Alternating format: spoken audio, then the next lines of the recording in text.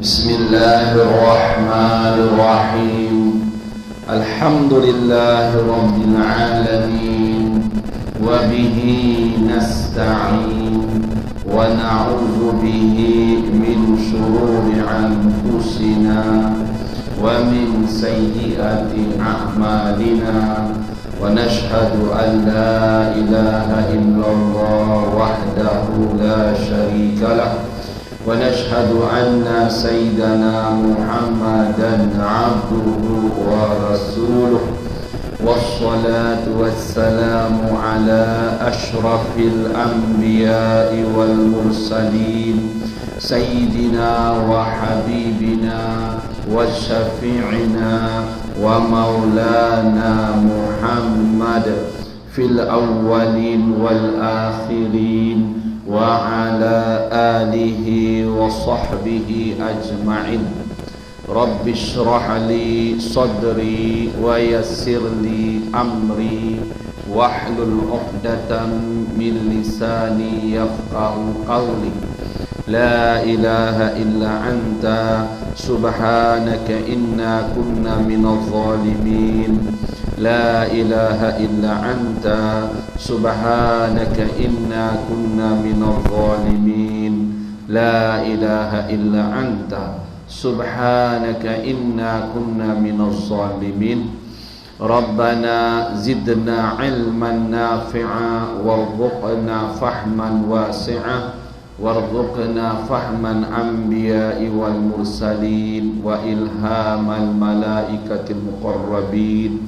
Walhamdulillahi rabbil alamin. Amma ba'du, usikum wa nafsi bitaqwallah faqad fazal muttaqun.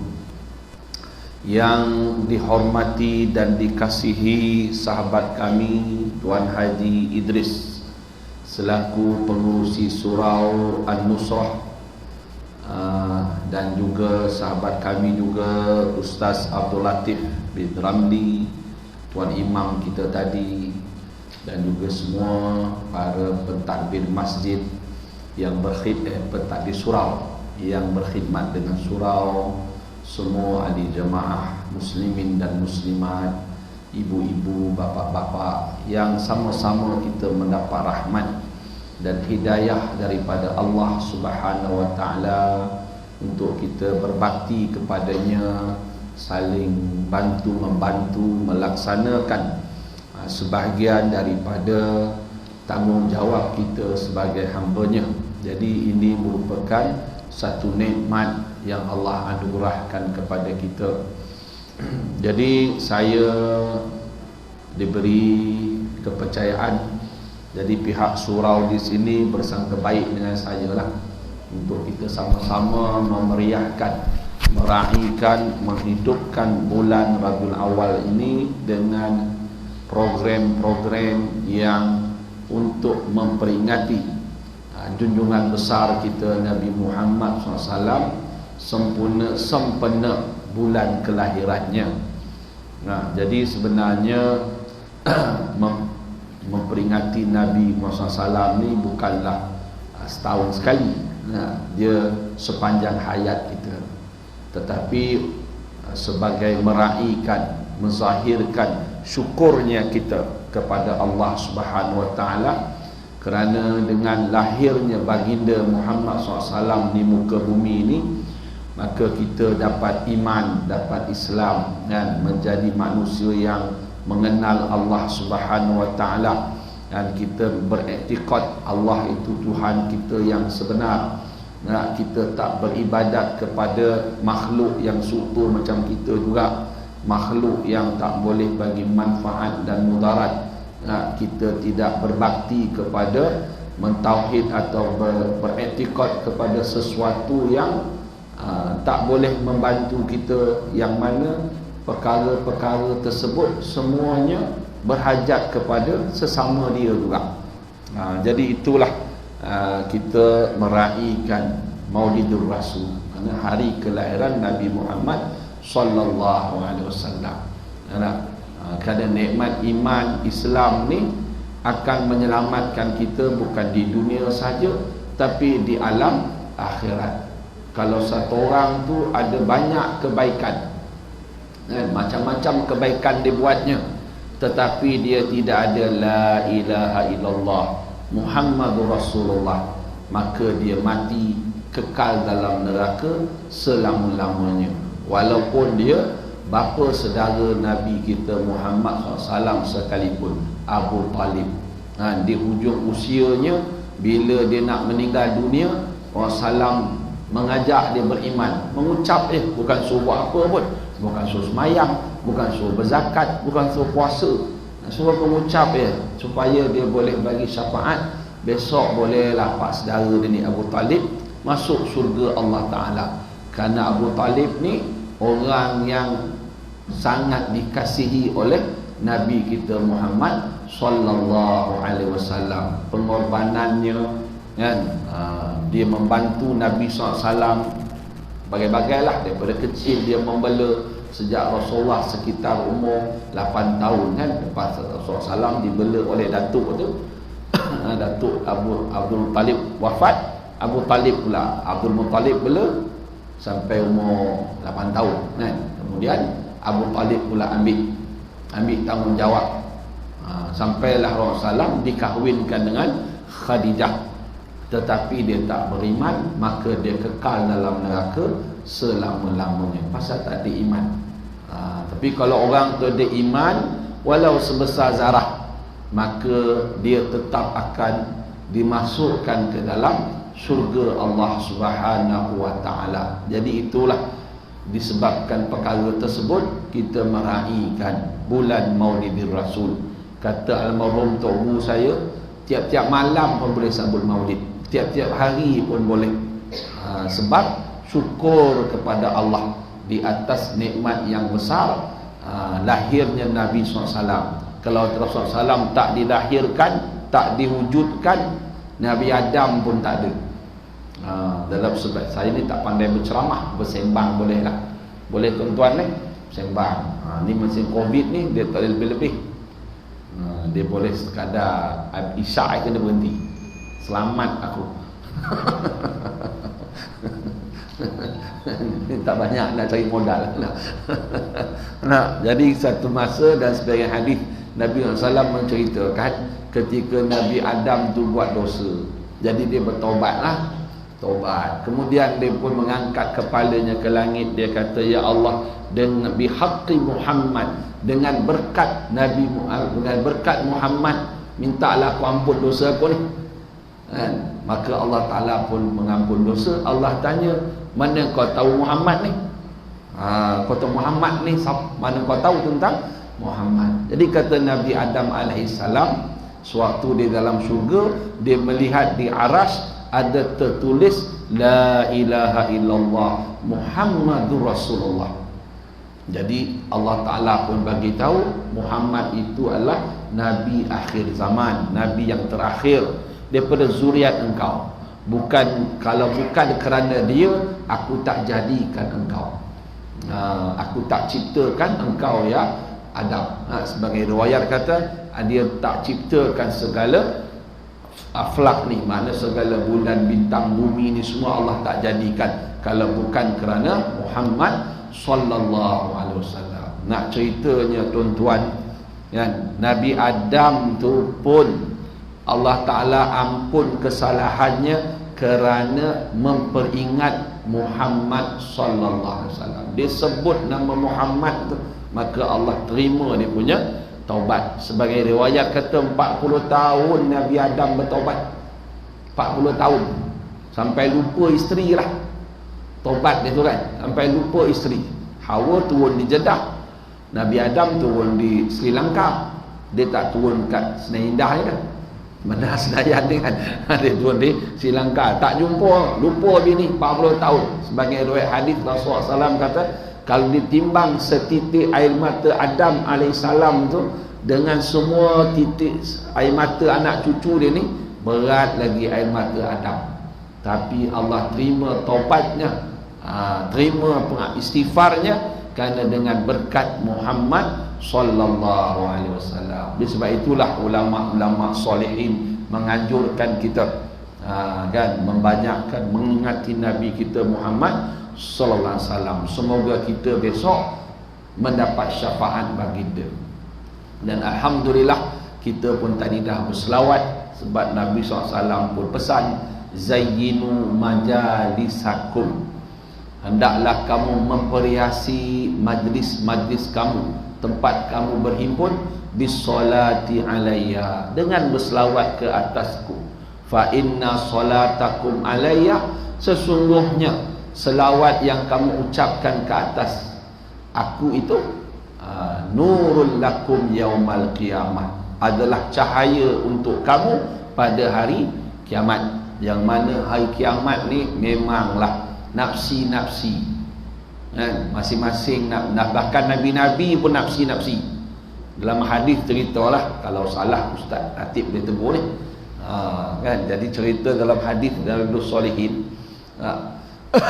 dikatakan di padang mahsyar besok, manusia ni dah beratus tahun, sekitar 500 tahun jam dekat padang mahsyar. Tak tahu apa Tuan Haji Derih, saya Haji Derih semua pakat bogel dia semua, pakat bogel kan. Jadi Aisyah terkejut, ya Rasulullah, bogel semua tak malu? Rasulullah SAW kata masing-masing waktu tu tak ada nak ni dah, sebab takut dengan Allah Ta'ala. Pasal masing-masing akan dikira, sepatah perkataan kita ni akan dihisap. Apa yang kita buat akan dihisap, seteguk air kita akan dihisap. Ada satu hadis kan dalam kitab Syama'il tu. Jadi satu masa nak cerita Nabi SAW punya, kita nak dapat cinta Rasulullah ni kena tahu sejarah dia sikit. Bukan sikit, banyak.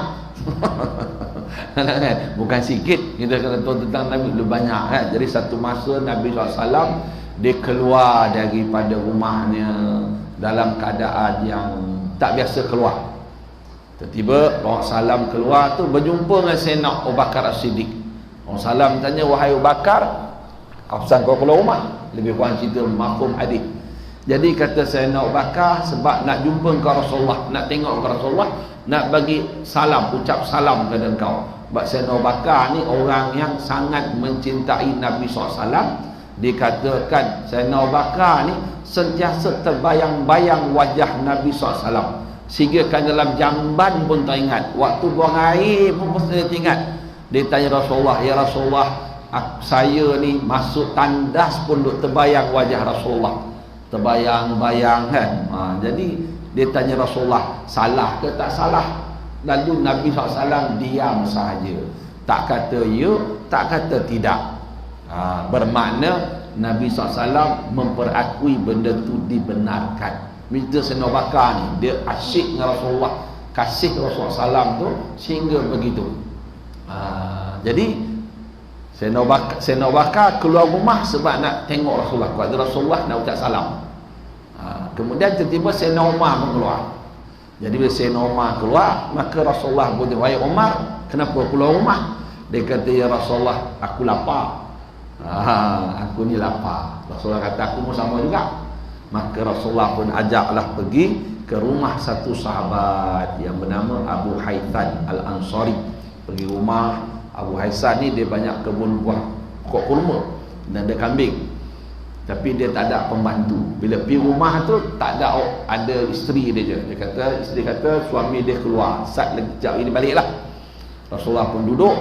Pertama datanglah Abu Haythan ni, datang, dia pun seronok bertuahnya sebab Nabi SAW datang ke rumahnya.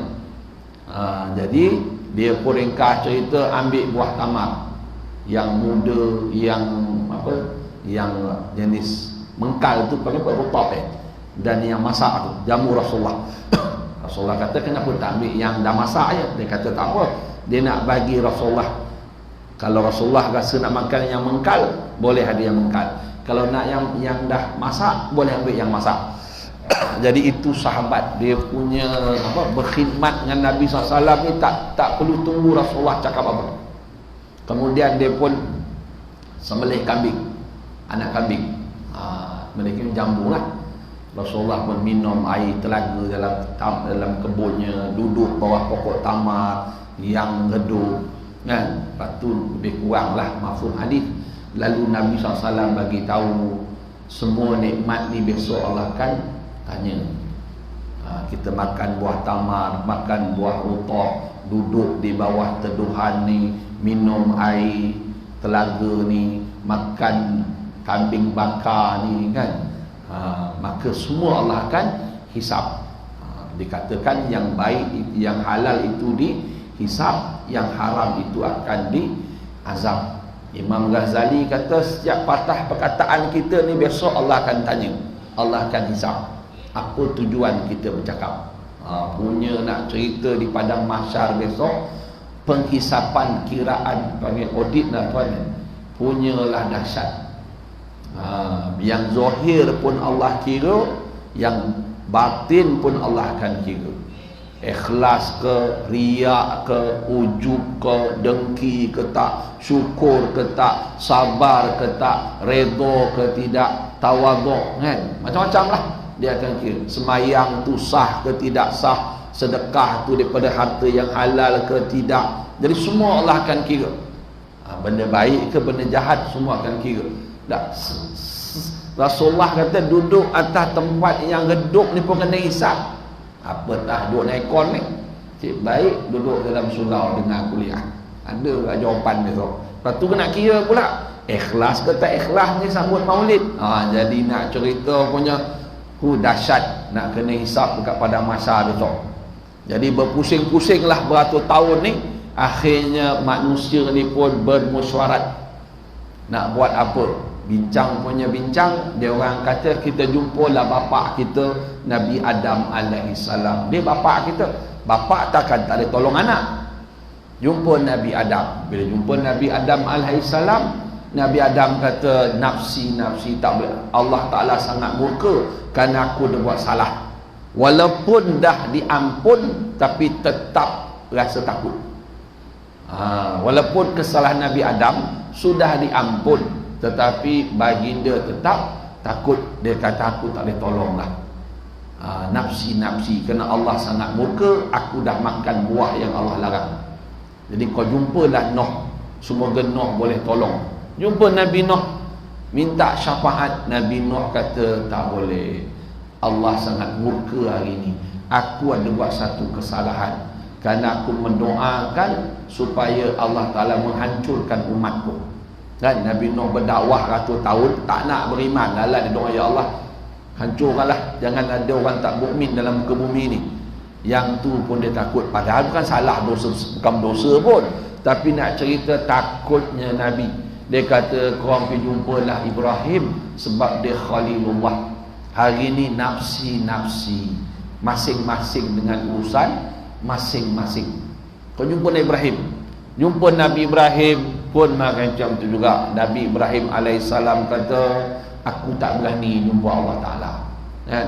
Kerana Allah sangat murka hari ni, aku dah buat salah kan? Dia cakap tipu kan, dia pecahkannya berhala Namrud. Bila pecah, dia letaknya kapak tu di berhala yang paling besar. Bila Namrud tanya siapa pecahkan ni, kata Nabi Ibrahim tu yang besar tu yang pecahkan sebab kapak dekat dia. Namrud kata takkan dia nak boleh buat, dia bergerak pun tak boleh. Tengok orang kafir tu nama kafir. Dia tahu benda tu tak manfaat mudarat, tapi dia sembah juga. Ibrahim kata dah tak boleh dia buat apa, pasal kau buat sembah. Lalas Nabi Ibrahim kena bakar, campak dalam api. Jadi Nabi Ibrahim tak berani pasal dia cakap tu tipu. Padahal tak tipu pun, dia cuma cara dia berdakwah nak mematahkan hujah Namrud. Itu pun dia rasa satu kesalahan yang besar, sedangkan tak berdosa pun. Lalu Nabi Ibrahim kata hari ni nafsi. Kau jumpalah Musa, semoga Musa alaihissalam boleh tolong. Sebab Musa tu kalimullah, dia bukan kalimutu, kalimullah. Kalimutu wallahualam selamat tak selamat tu kok. Kalimullah mana orang yang berkata-kata dengan Allah Ta'ala direct, dia tak ada hijab. Nabi Ibrahim alaihissalam, Nabi Musa alaihissalam. Jumpa Nabi Musa minta syafaat. Nabi Musa kata hari ni Allah Ta'ala sangat murka, sangat marah Aku tak berani sebab aku dah buat salah. Dia membunuh Qibti, kan? Yang dia tumbuknya Qibti tu mati. Dia bukan nak tumbuk kuat pun, tapi sebab dia tumbuk tu mati. Itu Nabi Ibrahim keluar daripada Mesir pergi Madian, jumpa Nabi Allah Shu'aib, kan, kahwin dengan anak Nabi Allah Shu'aib, ringkas cerita lah. Tapi sebab tu dia takut, sebab dia telah membuat satu kesalahan, membunuh Qibti, satu orang Qibti bangsa Fir'aun, jadi Bani Israel. Jadi Musa kata, aku tak berani, nafsi-nafsi, masing-masing dengan urusan masing-masing, masing-masing nak selamat diri. Kau jumpalah Isa, sebab Isa tu ruhullah, ruhullah, ruh Allah. Sebab Nabi Isa ni dia special kerana Allah Ta'ala jadikan dia tak ada baku. Dia Allah cipta tak serupa macam Allah cipta kita. Dia tak boleh proses persenyawaan. Jadi sebab itu panggil ruhullah. Jadi Allah tiup roh dulu dalam rahim Maryam, baru Allah jadikan jasad Nabi Isa. Roh dulu masuk. Kita jadi air mani, darah, daging, bentuk manusia, baru tiup roh. Dia tak, roh dulu baru masuk. Roh dimasukkan yang pertama, baru jadikan jasadnya. Nah, itu pun tak berani juga Nabi Isa. Apatah Tan Sri Isa, Pak Cik Isa, Pak Long Isa, lagi tak boleh harap.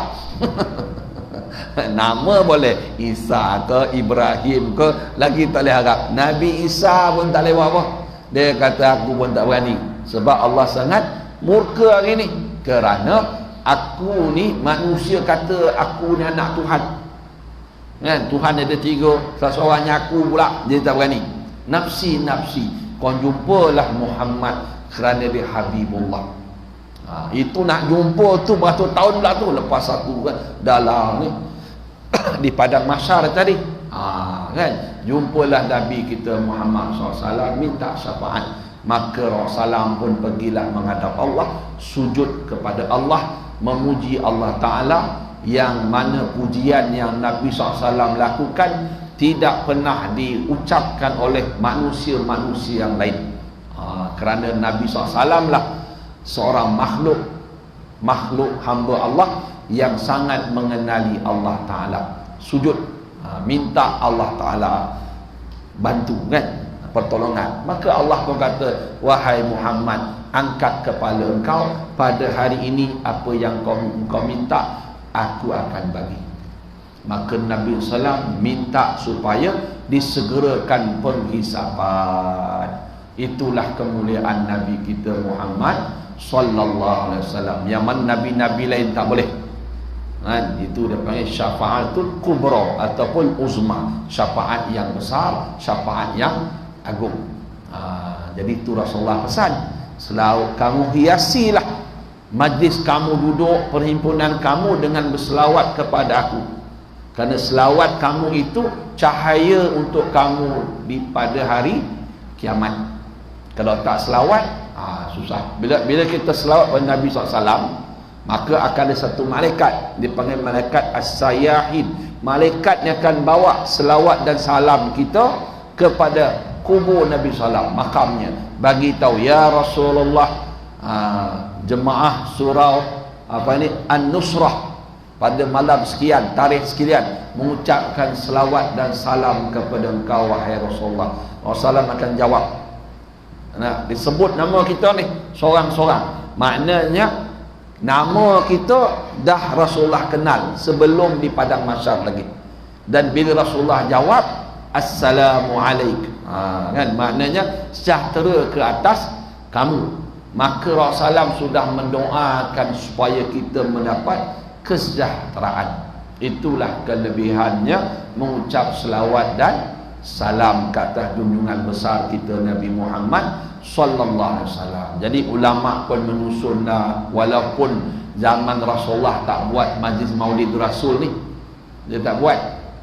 Zaman sahabat pun tak buat. Hanya Imam Syafi'i pun tak buat maulid Rasul ni. Ya, jadi kita pandai-pandai buat. Berdosa ke? Sibuk benar orang kan.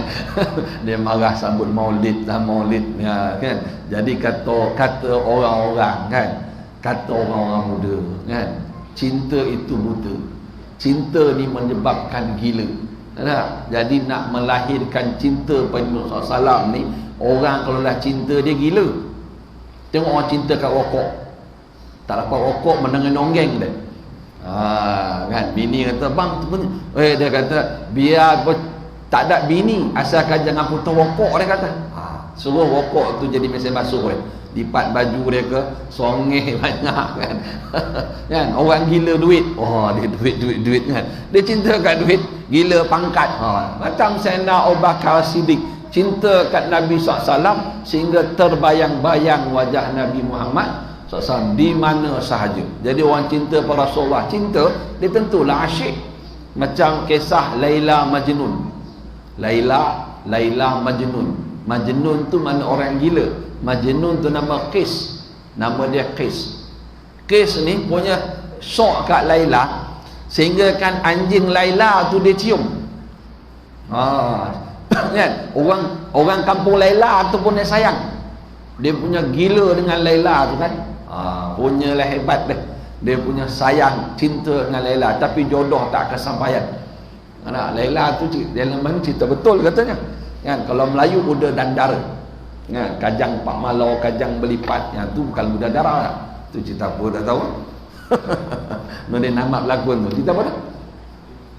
Seri Mersing kan tak? Itu Seri Mersing ni Laila Majnun. Dia bercinta kat Laila tu sampai kan pukul Laila Majnun sakit, pukul Majnun Laila sakit. Hebat tu. Kan? Itu bercinta sesama manusia yang tu. Allah dah bagi begitu. Apatah kalau cintakan Nabi Muhammad sallallahu alaihi wasallam, macam para sahabat lah.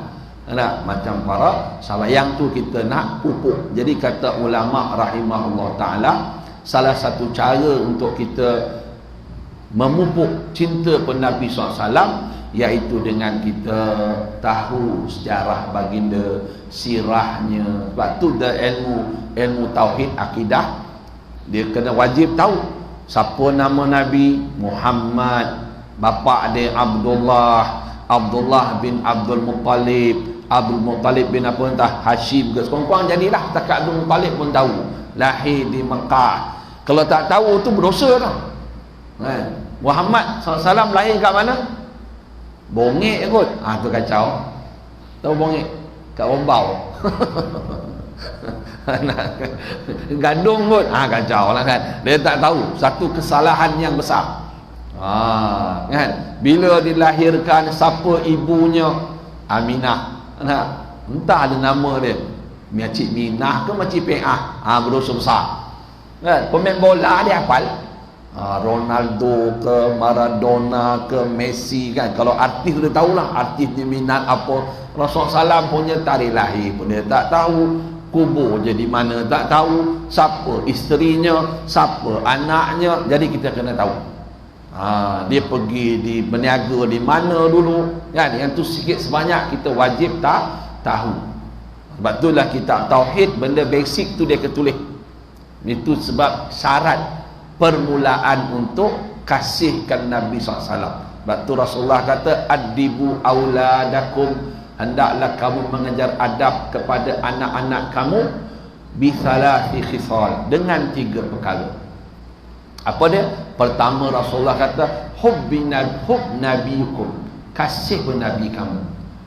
Hub ali nabikum, kasih pada keluarga Nabi kamu. Wa tilawatil Quran, dan yang ketiga, ajar anak kamu membaca Al-Quran.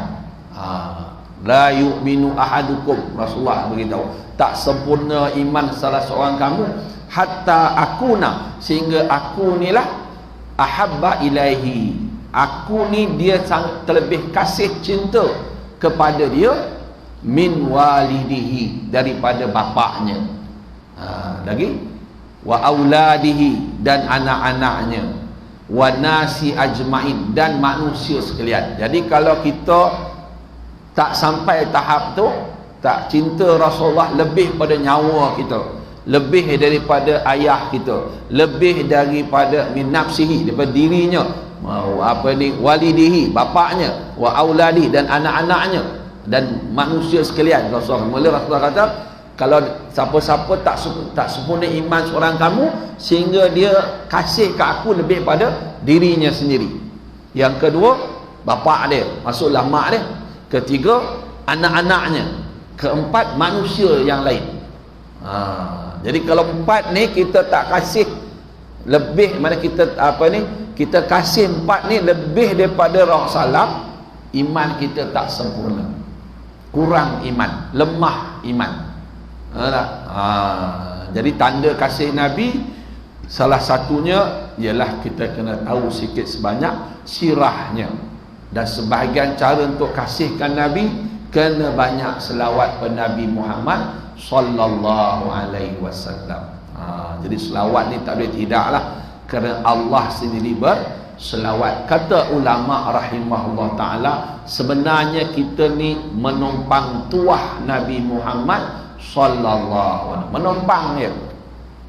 Menumpang. Sebab Allah bagi tahu, kalau bukan kerana Muhammad SAW, aku tak jadikan segala-galanya. Kita pun tak boleh minum, tak boleh makan, tak boleh, kerana cintanya Allah pada Nabi SAW, maka Allah jadikan segala. Dan Nabi SAW ni manusia, makhluk yang paling kaya lah sebenarnya, yang paling kaya. Sebab segala alam ni Allah jadikan kerana cintanya Allah kepada Nabi Muhammad SAW. Sehingga kan Jabal Kubis, Jabal Kubis lah, mana di Mekah tu lah, ditawarkan menjadi emas, Rasulullah tolak. Kita nak beli emas 10 gram pun jenuh. Nak beli 10 gram, nak tukar emas mahal kena, tak tahulah. Nak beli tanah pun tak apa ada. nak PKP ni lagilah yang kena buang kerja lah, macam-macam ujian Tuhan. Yang kena buang kerja, yang hutang, masalah macam-macam, perniagaan bermasalah. Orang ada pencen okey lah, sengih lah orang ada pencen. Tak ada pencen yang kerja gaji hari yang kena buang kerja tak ke haru, tak ke haru kan. Jadi itu ujian Tuhan. Tapi kalau orang tu benar-benar kasihkan Nabi kan, dia banyak selawat, maka Allah Ta'ala akan memberkati hidupnya. Kalau masalah akhirat pun Allah Ta'ala boleh settlekan, settle selesai kan, apakah masalah dunia ni kan, macam syafaat Rasulullah kan. Atau benda akhirat pun Rasulullah boleh bagi syafaat, apatah masalah dunia ni, lagi senang dia settle kan. Sebab dunia ni tak ada nilai langsung, sementara je dia boleh settle kan. Tapi kita cuma tak yakin, tak percaya. Tak ada tok guru mati banyak hutang. Mana tok guru, setahu saya lah, tok guru pondok kan, tak ada hutang kan. Kita mati punya hutang kereta, hutang sebab ada insurans tak? Kan? Tak ada. Dia orang kadang tok guru mana dia punya kerja macam bukan kerja macam kita ni. Dia tak ada, mengajar je. Setengah tu kan, mengajar je. Mengajar lepas subuh mengajar, lepas tu rehat sekejap, pukul 9 mengajar, pukul 10 pukul 12 rehat kejap, lepas zuhur mengajar, lepas asar, lepas maghrib, lepas isyak. Mana ada overtime cari duit. Tapi Allah Ta'ala muliakan, setengah-setengah tu mati tak ada hutang. Tak ada hutang pun kan. Bahkan anak-anak murid kasih dengan tok guru, sentiasa hadiahkan Fatihah, sentiasa ingat pada guru-gurunya. Kita siapa nak ingat? Bismillahirrahmanirrahim. Kan? Kita siapa nak ingat? Setelah anak sendiri pun nak ingat. Jadi kembali baliklah. Nak ceritanya, dengan kita memperingati Maulid Rasul ni, semoga kita termasuk dalam golongan yang mendapat syafaat Nabi Muhammad SAW. Jadi kembali balik. Jadi Nabi SAW ni, dia yang kita kata tadi, Nabi Ibrahim masuk dalam api tak terbakar. Nabi Musa dia berkata-kata dengan Allah Ta'ala. Sebenarnya kata ulama rahimahullah Ta'ala, segala mukjizat yang ada pada Nabi-Nabi yang lain itu sebenarnya tidak dapat mengatasi keunggulan mukjizat Nabi Muhammad sallallahu alaihi wasallam. Kerana Nabi Musa alaihissalam berdialog dengan Allah Ta'ala di Bukit Tur Sina, di dunia ni, di dunia. Tetapi Nabi kita Muhammad SAW berdialog dengan Allah Ta'ala di alam yang atas, lebih pada Sidratul Muntaha, kemudian berulang alik pula. Sebab tu Nabi Musa alaihissalam pada malam Mi'raj tu, bila Rasulullah turun pada menghadap Allah, Musa tanya, apa yang Tuhan kau bagi engkau buat engkau? Dapat semayang 50 waktu. Dan Musa kata naik balik, minta kurang 50 kurang jadi 45. Turun jumpa Nabi Ibrahim, okey, tak ada masalah, tak ada hal sangat. Jumpa Nabi Musa, Nabi Musa tanya, apa Tuhan kau bagi kat engkau? Kurang semayang jadi 45. Dan Musa kata, aku dah cuba kat umat aku tak larat, kau minta kurang lagi. Berulang alik sampai jadi 5. Lepas tu Allah beritahu 5, satu kebaikan balas 10. Nabi Musa kata, 5 pun tak larat tu, minta kurang lagi. Minta kurang lagi. Nabi SAW dia malu kalau minta kurang tentang satu ke seminggu sekali kita semayang pun. Hari Jumaat lah, datang Covid lagi tak semayang tu. 5 kali kan. Nabi Musa kata dia malu. Nabi Musa. Jadi ada orang dia berpahaman, dia kata cerita yang Nabi Musa dialog dengan Rasulullah SAW minta kurang, dia kata cerita tu tak betul. Cerita tak betul. Cakap tu doktor, bukan doktor dalam hadis ke fiqh, doktor obatnya pun. Dia kata tak betul, sebab cerita tersebut adalah menunjukkan Nabi Muhammad SAW ni kurang hebat daripada Nabi Musa. Sebab Nabi Muhammad SAW kena terima pandangan nasihat Nabi Musa. Dia kata ni nak menunjukkan Yahudi mengangkat darjat Nabi Musa lebih daripada Nabi Muhammad SAW. Sebenarnya dia tak faham. Dia doktor obat, dia bukan mengaji kitab kan. Jadi masing-masing buatlah kerja masing-masing. Kau boleh cerita pasal obat, cerita pasal obat sudahlah. Jangan ustaz, janganlah pergi cerita pasal lain pula. Jadi pening masyarakat COVID ni. Ustaz tu cakap macam ni, doktor macam ni, jangan dia pening kan. Jadi masing-masing dia ada bidang masing-masing. Masing-masing cerita atas bidang sudahlah. Betul? Nak repair motor, jangan pergi bengkel repair kapal. Haru, pening kepala orang repair kapal. Pergi hantar motor kita pergi kat kargo KLIA, kat tempat hanger dia tu, boleh repair motor tak? Pening budak tu kan. Dia ada tempat dia, mahal dia. Okey lah. Jadi kata ulama rahimahullahu ta'ala, disebabkan Nabi Musa alaihissalam dia tak dapat melihat Allah dengan mata kepala. Kan dia pengsan, nak tengok Allah. Allah kata kau tengok bukit tu. Kalau bukit tu kekal, bolehlah. Tak ada, bukit tu hancur, Nabi Musa pun pengsan, tak boleh melihat. Hanya khususiah Nabi Muhammad SAW melihat Allah dengan mata kepala. Tapi bukan Allah duduk dalam syurga, bukan di atas langit. Nabi SAW melihat Allah di syurga. Rasulullah berada di atas tu, bukan Allah duduk tempat tu. Dia kena faham molek-molek, nanti jadi akidah jadi gelong ni. Nanti Allah bertempat pula. Mustahil Allah bertempat, kerana bertempat itu benda makhluk. Allah dia tak serupa dengan makhluk. Walam yakul lahu kufuwan ahad. Allah tak serupa dengan apa-apa sekalipun. Sebab selain pada Allah bertempat, Allah tak bertempat. Kalau dia bertempat, dia serupa macam kita kan. Kan dia serupa macam kita. Macam kita cakap lah kan, apa ni sendayan ni dalam tangan aku kan. Setengah orang lah, abang long kawasan atau ke ayah anda. Kan ayah anda Rani Kulub okey tak, rajin buat report. Ayah anda lain wallahu alam. Rani Kulub je ayah anda okey tak, rajin buat report. Yang lain wallahu alam. Ke jadi baruah Cina ke tak tahu.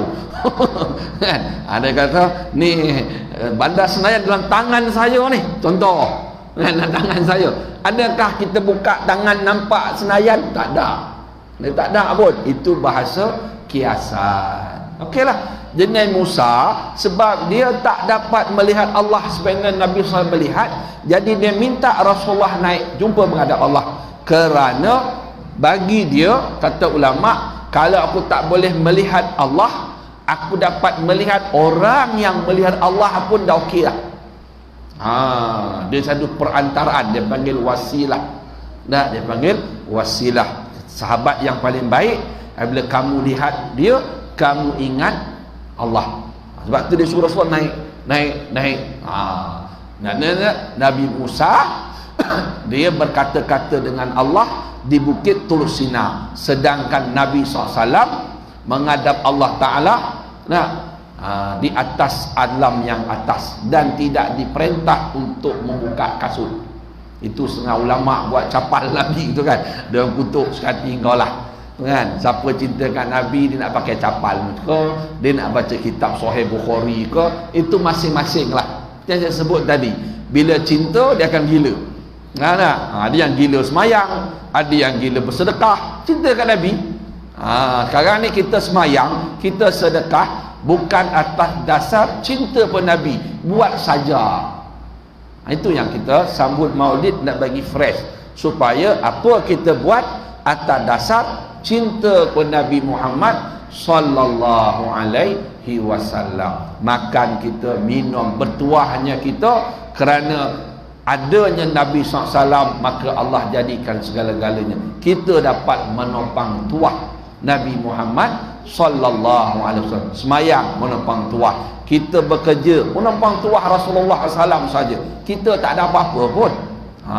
Kan? Jadi kita kena sentiasa berhubung dengan Nabi kita Muhammad SAW dengan mengucap selawat dan salam. Sebab tu kita, bila kita dalam semayang, kata ulama, sebenarnya dalam semayang tu kita berdialog dengan Allah dan juga kita berdialog dengan Nabi Muhammad sallallahu alaihi wasallam. Bila kita sebut assalamu alayka ayyuhan nabiyyu wa rahmatullahi wa barakatuh, makna kita mengucapkan salam, assalamu alayka, sejahtera ke atas engkau. Makna kita berdialog dengan dia, dan salam kita tu akan dibawa oleh malaikat ke Madinah, makam Nabi SAW. Dia bagi tahu, ya Rasulullah, tuan imam tadi si Polan mengucap salam, disebut nama kita.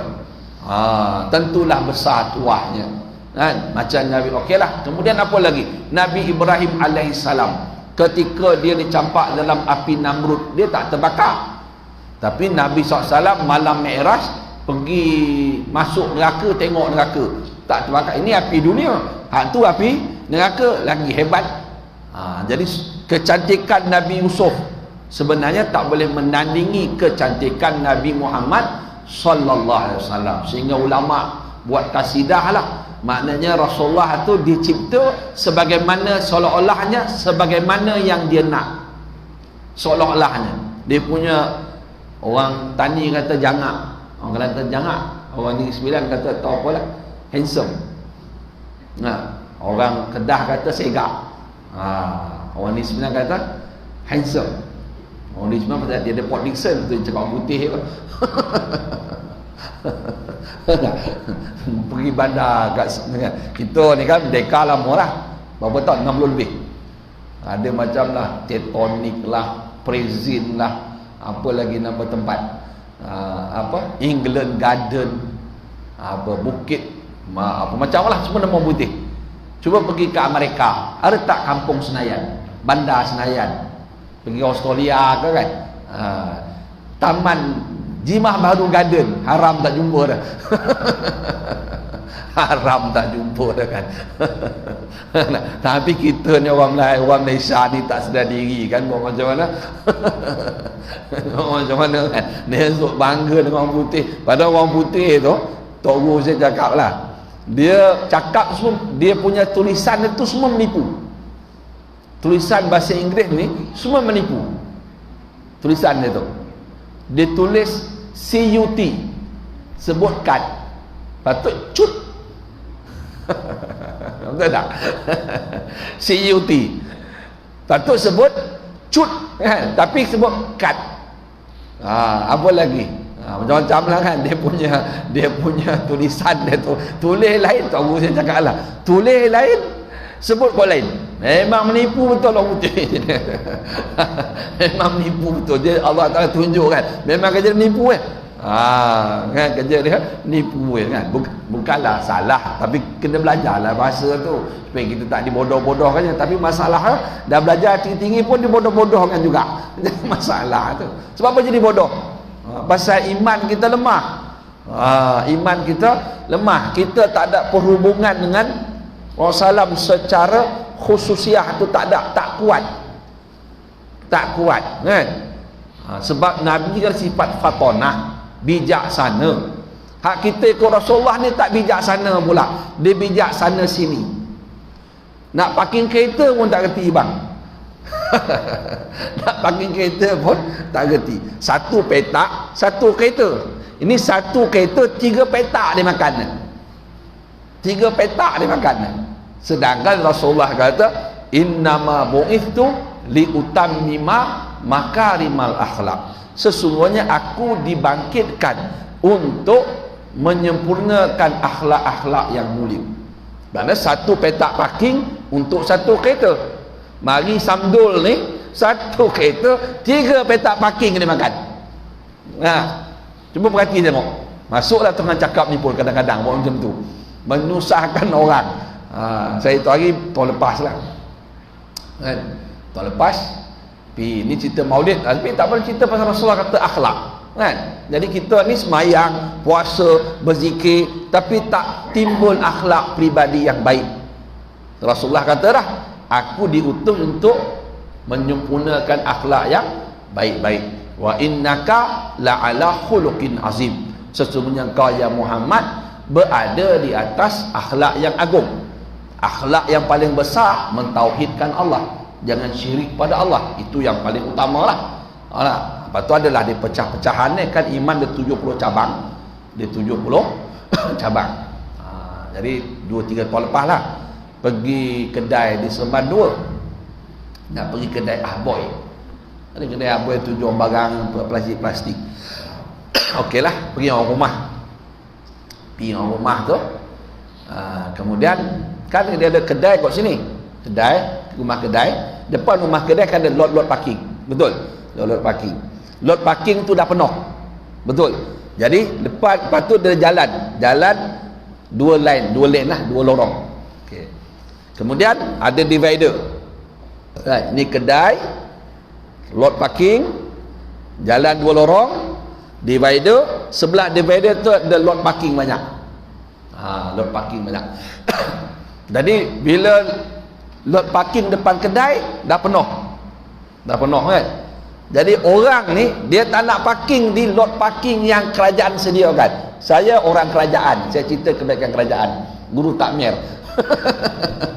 Saja gurau lah kan. Dia nak buat, dia buat lot parking lah. Tapi dia orang tak nak parking di lot parking. Dia parking di satu lorong lagi. Nah, jadi kan ni divider dia parking kat sini. Jadi sudah menyempitkan laluan kereta. Kadang-kadang bila kereta dah selisih, terpaksa satu lagi berhenti, kena lepas kanan. Sepatutnya jalan tu boleh, orang kata, lega lah. Tak ada nak berhenti bagi yang depan tu jalan dulu ke. Tapi pasal dah diparking bukan pada tempat yang sepatutnya, dia kacau orang. Yang lebay tak lebay sama. lebay sama. Maknanya pemalasnya kita baru buat parking dah tak betul. Nak cerita bukan. Jadi maknanya itu yang Rasulullah SAW dalam satu hadis yang kita biasa dengar kan. Nabi Musa AS minta satu zikir. Dia kata, ya Allah, aku nak satu amalan yang orang dulu tak sebut, orang selepas pun tak sebut, tak buat. Maka Allah Ta'ala kata, kau sebutlah la ilaha illallah. Dia kata, ya Allah, ni la Allah ni orang dulu pun sebut kan? Takkan dia nak sebut, orang akan datang pun sebut. Dia minta juga, Allah kata sebut la ilallah. Dia pun, Allah kata, ringkas cerita dalam hadis kata, kalau kau ambil la ilaha illallah, letak pada satu timbangan, dan letak segala langit bumi, 7 langit bumi satu timbangan, berat lagi la ilaha illallah. Berat lagi la ilaha illallah. Mana letak syurga, ke aras, kursi, segala-galalah. Kan atas langit ada aras, ada kursi, ada lauh mahfuz, segala-galanya, ada malaikat, ada bidadari. Di bumi ni lagi manusianya, tumbuh-tumbuhannya, jinnya, apa semua letak. Semua ni dari Allah satu. Berat lagi la ilaha illallah.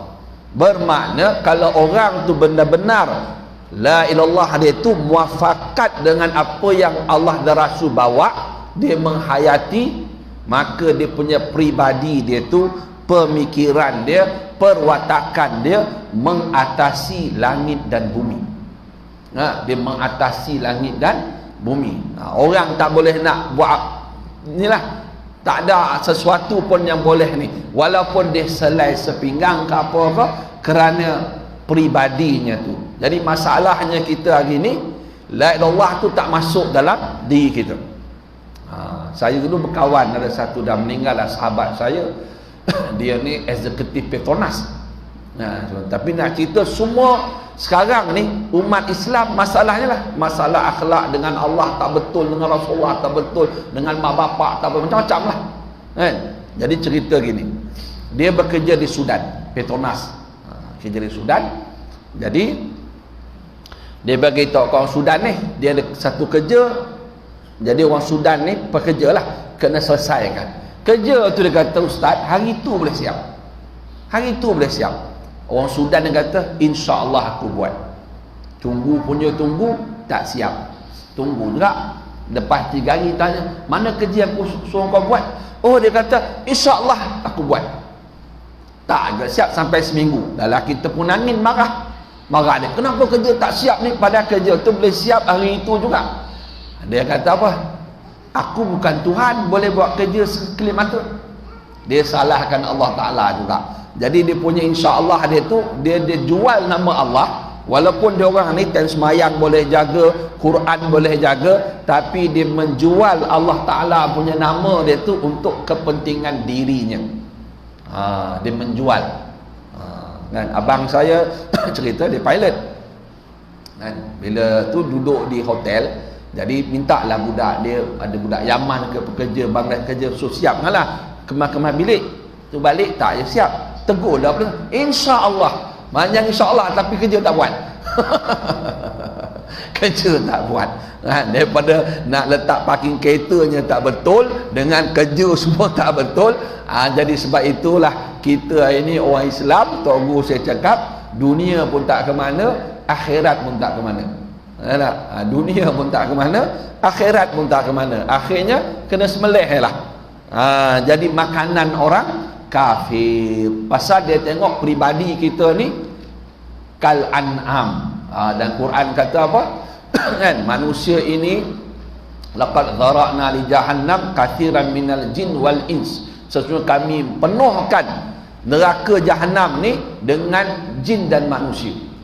Lahum qulubun la yafqahuna biha. Mereka tu ada hati tapi tak memaham. Mereka ada telinga tak mendengar, ada mata tak melihat.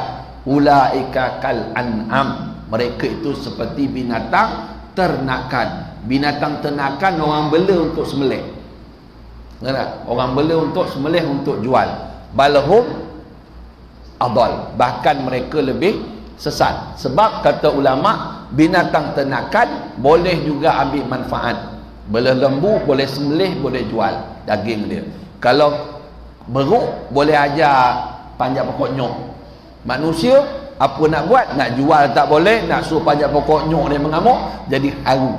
Pasal apa jadi itu? Sebab kita punya la ilaha illallah tu tak masuk dalam darah daging kita. Selawat pun kurang, istighfar pun kurang. Jadi perhubungan kita dengan Nabi SAW itu longgar. Kejap ada, kejap tak ada. Jadi macam-macam lah yang berlaku pada hari ini. Jadi orang kafir boleh buat karikatur, duk kutuk Rasulullah. Tapi rupanya orang Perancis ni, dia bukan agama Islam yang dia anti. Semua agama dia anti. Kristian ke, Hindu ke, Sikh ke, semua agama dia anti. Dia tak suka agama. Dia start dia apa ni, revolusi Perancis. Dia tak suka agama ni pasal ahli agama dia merosakkan dia orang.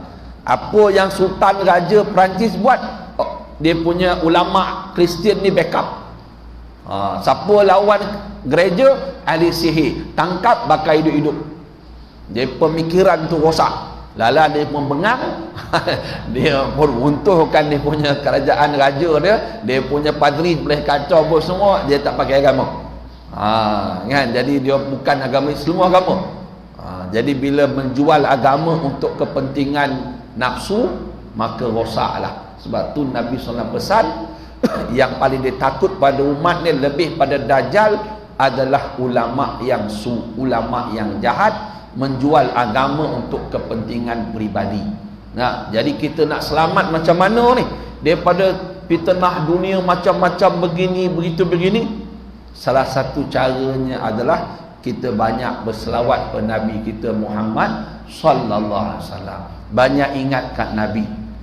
Macam mana satu kisah Abdurrahman bin Auf, kan? Abdurrahman bin Auf satu masa, kan, dia ni berjalan dengan sahabat dia. Dia tengok betul memang tersilap pula kan. Abdurrahman bin Auf.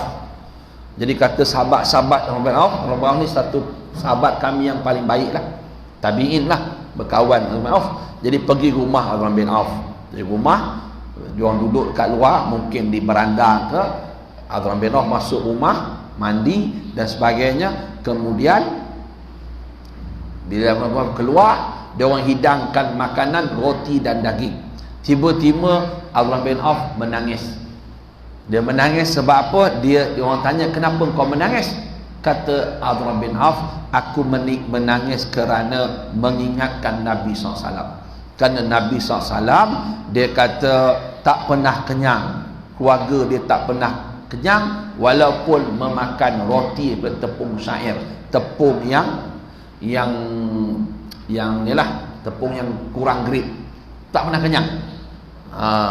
Kita hari ni, dia kata, aku tengok kita ni Allah Ta'ala bagi macam-macam. Dan sedangkan kalau benda yang kita makan ni, kata sebagian sahabat, apa yang kita dapat ni, kata Sayyidina Umar, kan, Sayyidina Umar tu masa dia dapat jatuh ke kerajaan Parsi, orang bawa harta rampasan perang istana Parsi, mahkota lah macam-macam, dia menangis.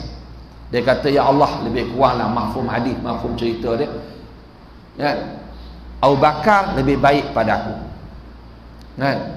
Dia kata Rasulullah lebih baik pada Abu Bakar, dan benda ni kau tak anugerahkan kepada mereka.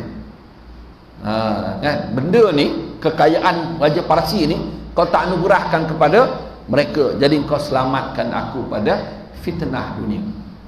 Kalau kita, alhamdulillah, syukur, berkat semayang, berkat baca Yasin, berkat bersedekah, kita punya mengapu tu kan, kita tak jadi takut bila diberikan kekayaan dunia. Kita kena, berkat lah ni, ni dapat ni boleh pergi Guangzhou, dia kata, sebaik Covid. Kalau tak pergi Guangzhou, dia pergi tembok Cina.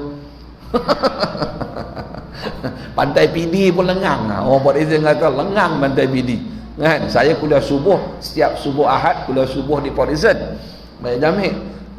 Jadi orang Port Dickson kalau Ahad, dia pun pening kepala, kerana jalan jam kat pantai tu, Kemang lah, Batu Empat, apa semua. Orang KL turun, orang Selangor turun, kan. Lah ni sunyi sepi, kurang. Dia kurang sikit kan pasal Covid. Elok juga Covid ni, disko tutup, karaoke tutup, pub tutup, kedai nombor ekor je buka. Yang tu kedai nombor ekor dia tak ada had, 40 orang ke 60 orang ke, lagi banyak datang lagi untung. Masjid ada had. Masjid ada had, surau ada had. Kan, kedai nombor ekor dia tak ada had, datang 100 orang pun boleh ke. Janji kaya. Janji kaya.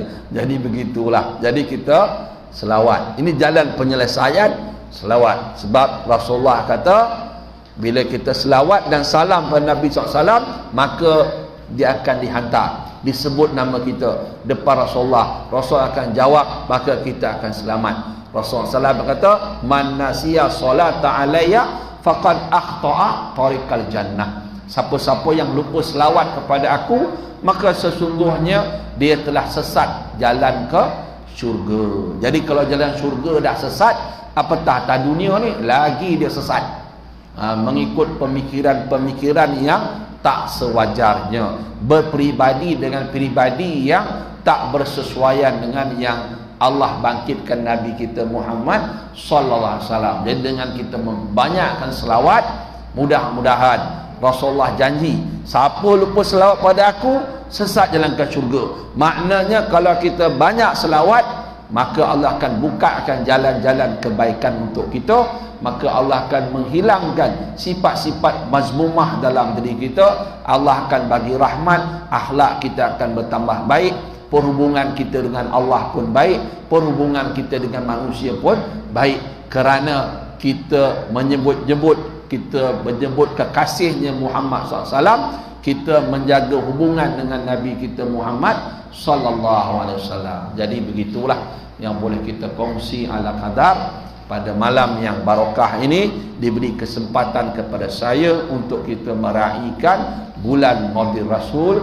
Semoga dengan itu Allah Ta'ala mencampakkan dalam hati kita kasih cinta Nabi kita SAW, sentiasa berselawat, menjaga amalan-amalan peribadi kita. Yang wajib itu kita laksanakan, yang sunat kita buat sekadar mampu, yang haram kita tinggalkan, yang makruh kita kurangkan, yang harus kita ambil sekadar perlu. Semoga kita mendapat syafaat Nabi Muhammad SAW di alam kubur, di padang mahsyar, dapat masuk syurga bersama Nabi Muhammad sallallahu alaihi wasallam, dimudahkan lalu titian sirat, diberikan kita keselamatan di dunia dan di akhirat. Saya mohon maaf kalau ada salah dan silap dalam tutur kata, penyampaian dan sebagainya, itu daripada kelemahan dan kedhaifan yang ada pada saya. Sekiranya ada kebaikan, ada manfaat, semata-mata anugerah Allah Subhanahu wa taala kepada kita dengan barakah junjungan besar kita Nabi Muhammad sallallahu alaihi wasallam, dengan barakah para sahabat radhiyallahu anhum ajma'in, dengan keberkatan para aulia Allah qaddasallahu arwahahum, dan juga dengan keberkatan para ulama yang berkhidmat kepada agama dengan ikhlas dan jujur, dan juga dengan keberkatan yang saya kasihi sanjungi almarhum tuan guru saya rahimahullah taala, tok-tok guru-guru yang mendidik saya, dan juga dengan keberkatan doa-doa ibu dan ayah kita. Dengan doa-doa mereka, maka Allah Ta'ala memilih kita untuk menghidupkan malam Maulid Rasul. Dengan doa ibu bapa kita, maka kita mendapat sedikit sebanyak keberkatan, kemudahan, kesenangan daripada sebarang perkara-perkara yang tak baik itu dijauhkan. Kerana memanglah ibu dan ayah sentiasa mendoakan kebaikan untuk anak-anaknya. Dan sebelum kita jadi dalam perut tu pun, mak bapak dah berhasrat dah bercita-cita lah, kalau dapatlah anak lelaki tak buat nama begini, kalau perempuan begini, kan? Dia punya cita-cita dia, memang anak dia tu dia nak sentiasa yang terbaik. Kadang-kadang dia tak dapat mencapai apa yang dia nak, dia harap anak tu lah akan capai. Sebab tu Nabi Ibrahim dia kena semelih anak dia tu. Pasal satu orang bapa, kata ulama, dia kalau dia tak ada capai apa yang dia nak, maka dia nak anak dia capai. Tetapi Allah perintah suruh semelih. Tapi Nabi SAW lebih dahsyat lagi. Dia punya jiwa dia bila wahyu terputus, yang tu kata ulama lebih lagi Rasulullah SAW punya kita kata macam penderitaan lah dalam jiwanya, lebih lagi yang Nabi Ibrahim kena ketika semelih anak. Pasal bila wahyu terputus tu, kita tak pernah dapat wahyu, mana kita tahu. Kalau dapat wahyu, ajaran sesat lah kita bawa. Kan? Pasal kekasih yang sebenar-benar kekasih hanya Allah Ta'ala saja. Jadi bila tak ada tu, jangan main lah. Dia punya penderitaan kita kalau tak jumpa bini 3 hari, angau lah. Pergi kursus 3 hari 3 malam, sehati tak? Rupa tambah cawangan, parah. Mana bang? Outstation. Mana bang? Outstation. Rupanya tambah cawangan, parah tu. Sunnah dia kata. Bini ramai sunnah, semain jemaah dia tak sunnah pula. Dia orang ni dia mengaji singkat kan. Ke sunnah tang nafsu seks dia tu. Nafsu seks dia sunnah dia kata kan. Yang tentang tanggungjawab ke pimpin isteri jalan kebaikan, yang tu dia tak fikir. Yang tu dia nak punah. Ini sebab kurang pemahaman. Mungkin mak bapak dia tak sempat doa untuk dia ke apa, wallahu alam bisawab. Jangan marahlah. Dan juga dengan keberkatan semua muslimin dan muslimat, mukminin dan mukminat. Jadi kita hadiahkan Fatihah pada mereka semua. Semoga keberkatan yang ada pada mereka itu kita dapat tumpang sama. Al-Fatihah. Bismillahirrahmanirrahim. Alhamdulillahirabbil alamin, arrahmanirrahim, maliki yaumiddin. Iyyaka na'budu wa iyyaka nasta'in, ihdinas shiratal mustaqim. Shiratal ladzina an'amta 'alaihim ghairil maghdubi 'alaihim waladdallin. Amin. Bismillahirrahmanirrahim. Alhamdulillahirabbil alamin. Wassalatu wassalamu ala asyrafil anbiya'i wal mursalin sayyidina wa habibina wa syafi'ina wa maulana Muhammad fil awwalin wal akhirin wa ala alihi wa sahbihi ajma'in. Allahumma ighfir lana wa li abaina wa li ummahatina wa li masyaikhina wa li asatizatina wa li ulama'ina wa li jami'il muslimin wal muslimat, mu'minin wal mu'minat bi rahmatika ya arhamar rahimin. Rabbana atina fid dunya hasanah wa fil akhirati hasanah wa qina adzabannar. Wa sallallahu ala sayyidina Muhammad an-nabil ummi wa ala alihi wa sahbihi wa baraka wasallam. Walhamdulillahirabbil alamin. Subhanallah bihamdihi, subhanakallahumma wa bihamdika.